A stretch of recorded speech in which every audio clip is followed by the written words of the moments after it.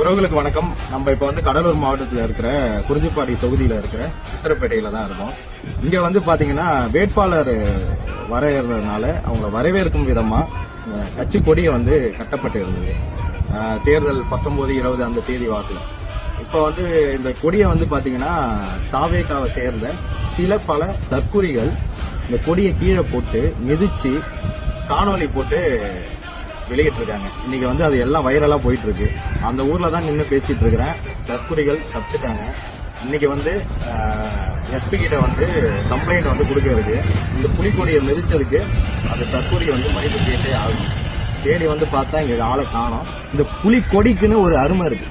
தற்கூரிங்களுக்கு கொள்கையும் கிடையாது, கோட்பாடும் கிடையாது. ஒரு முட்டாள் கூட்டமா இந்த நடிகர் விஜய் இந்த கூட்டத்தை வளர்த்து எடுத்திருக்காருன்றதுக்கு இந்த செயல் ஒரு உதாரணமா இருக்கு. தாவேக தற்கூரிகள் இந்த புலிக்கொடியை மிதிக்கலாம்.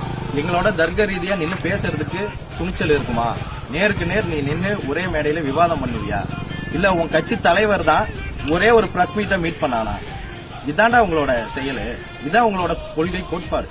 இந்த தற்கூரி நாய்ங்க இந்த எப்படி சொல்றதுன்னா, இந்த குரங்கு கூட்டம் இருக்கும்ல, அதான் விஜயோட மாநாட்டுல எல்லாம் நம்ம பார்த்திருப்போம்.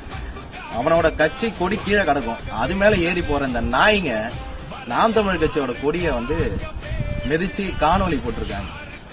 அந்த சம்பந்தப்பட்ட 4 தருதலைங்க மன்னிப்பு கேட்டே ஆகணும். இல்லைன்னா இன்னைக்கு எஸ்பி கிட்ட கம்ப்ளைண்ட் கொடுக்க இருக்கோம்.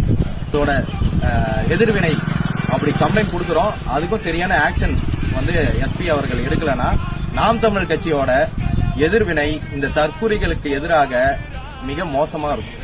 நீ இங்க சித்திரப்பேட்டையில இருக்கிற அப்படியே நீ ஒரு காணொலி போட்டு பாதுகாப்பா ஒரு ஊருக்குள்ள இருந்துப்பன்னு கிடையாது. கடலூருக்கு வந்துதான் அவன தம்பி.